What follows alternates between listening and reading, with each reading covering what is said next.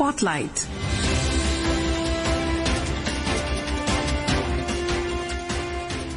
This is Akashvani. In the program Spotlight, now we bring you a discussion on Union Cabinet decisions. The participants are Aditi Tandon, senior journalist, and Arjun J. Chaudhary, anchor. On the program today, we are joined by political analyst Aditi Tandon to discuss on the cabinet decisions, especially on agriculture, green energy and investments, which were carried out by the Cabinet Committee on Economic Affairs. Aditi ji, a warm welcome to you on the discussion today. Thank you. Aditi ji, let's begin with agriculture, where there has been the announcement in the cabinet press briefing as well on the Dhand Dhana Krishi Yojana, where the approval has been given by the cabinet to develop 100 agri-districts based on net cropped area and operational holdings. I understand that this is based on the Niti Aayog aspirational district program, and the time frame for this is 6 years starting from 2025-26. Could you tell us something about how important this is as a scheme and the beneficiaries, the districts that will benefit from this scheme? See, the most important part of this scheme is the government's intent to keep expanding and keep powering the agriculture sector, simply because we must go back to the COVID-19 times when agriculture sector was the sector that actually saved us, because it was the most resilient economic sector. We saw 3.9% growth rate during COVID in the agricultural sector. So that is the background. And going forward, between financial year 2017 to financial year almost 2024, the agriculture growth rate of the country has been nearly 5.4%. So that has been the average. It is the agriculture sector that helps the government, disperse free ration to a lot of poor people. 80 crore poor people continue to get free ration. So that's the background. Already the sector is resilient. Now, where are the gaps in the sector? What can we do to expand and fill those gaps and holes? So these are the 10 districts which are the lowest on agriculture productivity, where crop diversification has not achieved its fullest potential, where credit to the farmers is not reaching fully. So the aim behind the scheme today is that we choose these 100 districts, we go hyper-local, we focus all our attention in these districts so as to enhance the parameters like productivity, like help farmers get more credit, diversify better. What is it that they can do better apart from their field, farm growth? Can they do something allied in other sectors, poultry, fisheries, shrimp? So this is the broad structure of the scheme. This is the plan. Let's now hear from what was said in the cabinet press briefing by Information and Broadcasting Minister Ashwini Vaishnaw.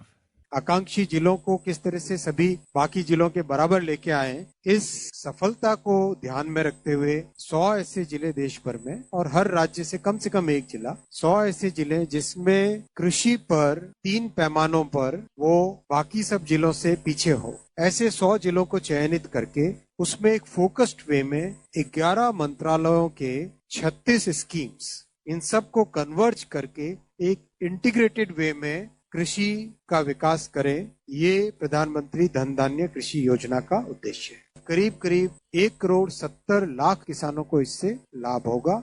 Aditi ji, apart from what you mentioned about agriculture and the beneficiary districts, there's also monitoring based on 117 KPIs and the integration of schemes so that there is efficiency both at the block and district level as well. How do you see this being carried out at the bureaucratic and at the operational level itself?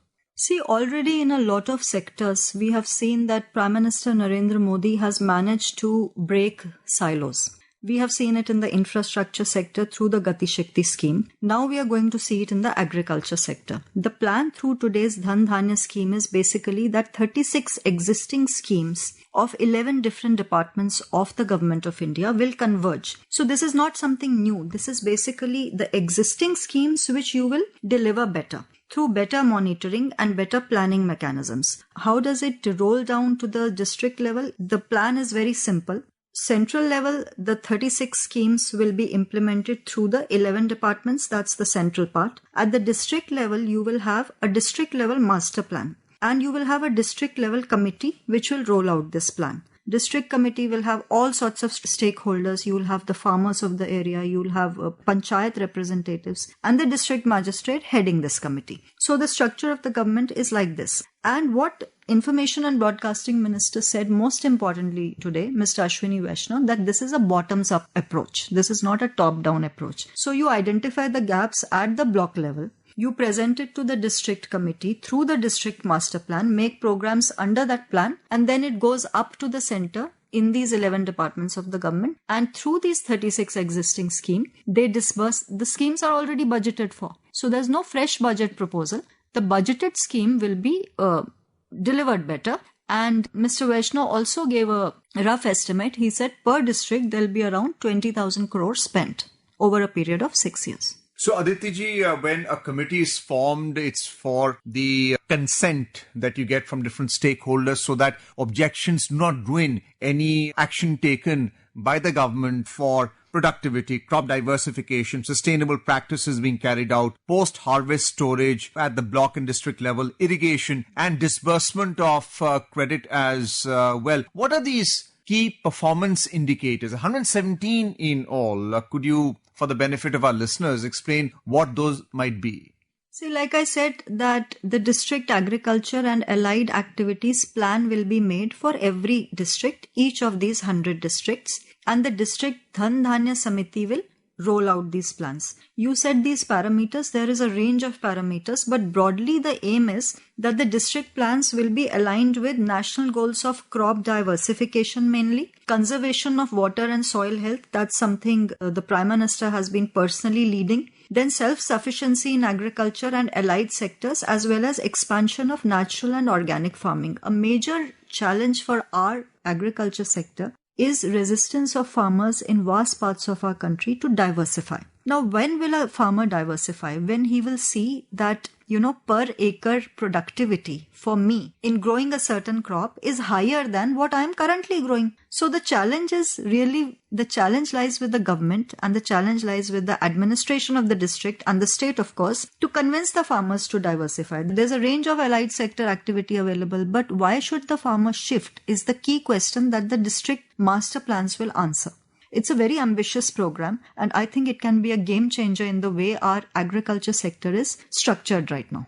Well, let's move on to our other cabinet decision, this time on renewable energy, for which the cabinet has approved 20,000 crore rupees for NTPC, and there is an additional approval of 7,000 crore rupees for NLCIL also to invest in renewable energy. Could you tell us whether the targets would be achieved? We're talking about 60 gigawatts by 2032 for NTPC. We're also talking about 10.11 gigawatt by 2030 for NLCIL and 32 gigawatt by 2047. So looking at this objective, this aim, tangible targets for both these Navratna CPSCs, do you see that being achieved based on the cabinet decisions made? See, yes, I do see that achieved. Why I say that is because we have already achieved the target of generating 50% of our installed power generation capacity through non-fossil fuels 5 years ahead of target. Our target year was 2030, but we've achieved that already yesterday, which is we are in 2025. So look at the gap that we have been able to actually cover. So that's one. Second is we have to understand the context of these two schemes. The context is very simple. Prime Minister Narendra Modi in various global conferences on climate change, especially COP26, made the announcement that India will by 2070 attain net zero emissions. Now that's a hugely ambitious target. That's not something even the most developed countries in the world can dare to pledge. So we have made that ambitious pledge on a global platform. Now what is a closer pledge for us? The closer pledge comes in 2030 when we have said we will attain 500 gigawatt of installed power capacity through clean and green energy fuels. Now this is the broad landscape where these two schemes fit in. NTPC being the Maharatna Central Public Sector Enterprise and NLCIL being the Navratna. Both these companies extremely, as you said correctly, highly priced companies of the Government of India. For NTPC, the exemption has been granted from the current limit of 7,500 crore, if I'm correct, to now 20,000 crore. And as you correctly pointed out, that there are several joint ventures through which these investments will be made. There are already the NTPC has a green energy company, it has a renewable energy company in those companies. So now what happens is, one is you get clean energy. Two, you also ensure and you move towards 24/7 supply of electricity. That's the outcome for the general public like you and me. Why should we be bothered? We should be bothered because we'll get uninterrupted power supply, we'll get pollution-free environment. Thirdly, as a country, we will reduce our dependence on coal. So these are the big objectives. Let's also hear from what the Cabinet Press Briefing Information Broadcasting Minister Ashwini Vaishnav had to say. NTPC को 20,000 करोड़ रुपए तक का investment करने की छूट दी गई है renewable energy में. उनको एम्पावर किया गया है रिन्यूएबल एनर्जी में इन्वेस्टमेंट करने के लिए. एनटीपीसी की जो ग्रीन कैपेसिटी है 6 गीगावाट है अभी, इसको 26 गीगावाट करने का संकल्प इसमें है सम्मिलित, और 2032 तक 60 गीगावाट करने का इसमें टारगेट रखा गया है. और एनटीपीसी की बहुत एफिशिएंटली काम इसमें हो रहा है. इनका जो स्ट्रक्चर है वो स्ट्रक्चर इस तरह से है, एनटीपीसी टॉप लेवल पे, होल्डिंग लेवल पे, फिर एनटीपीसी ग्रीन बिजनेस इनकी, जिसमें कई सब्सिडरीज और जॉइंट वेंचर्स हैं, और एनटीपीसी रिन्यूएबल्स करके एक सब्सिडरी है, उसका major focus green field capacity addition पे रहेगा. Let's now move on to the space sector. You spoke about the industry that has been opened up and it's really achieving great heights. The cabinet has also hailed the performance of astronaut group captain Shubhanshu Shukla's journey to space and his successful return as well to Earth. 18 days mission to the International Space Station as a mission pilot. Could you tell us something about the scale of this achievement and what does this mean for India's aspirations? See, India has had several successful back-to-back space missions. These past 3 years have been phenomenally good for Indian space sector. Let's start with Chandrayaan-3, successful landing on the south pole of the moon. Then we had the Aditi L1 mission, also a successful mission. And now Shubhanshu Shukla's successful return to Earth. So Shubhanshu Shukla's return is extremely significant because this is after a gap of 4 decades that an Indian ventured into space after Rakesh Sharma. We all know that. Now, why is this particular mission important? Not only because of the benefits of the experiments that were performed in space, including, experiments on microalgae and a range of other experiments which Shubhanshu performed because it was divided between the 4 crew members. But what is important is his learnings are going to inform the upcoming first human spaceflight mission of India, Gaganyaan. And that is the key.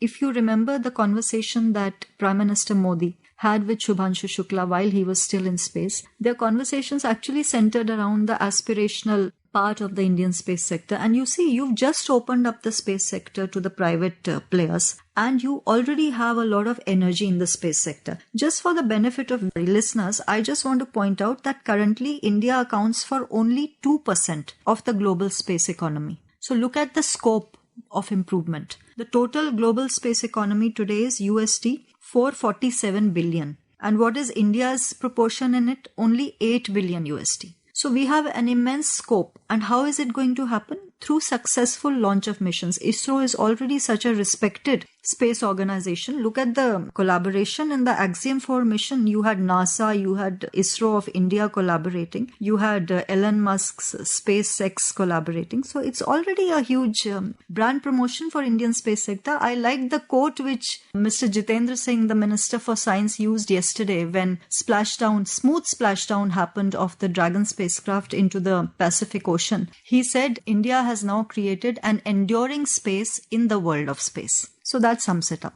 Well, thank you, Aditi Tandon for being with us on Akashvani and talking to us in great depth on the cabinet decisions taken today. Thank you so much. You were listening to a discussion on Union Cabinet decisions. The participants were Aditi Tandon, senior journalist, and Arjun J. Chaudhary, anchor. This program was produced and presented by the News Services Division of Akashvani. You can listen to it on our mobile app News on AIR. Spotlight.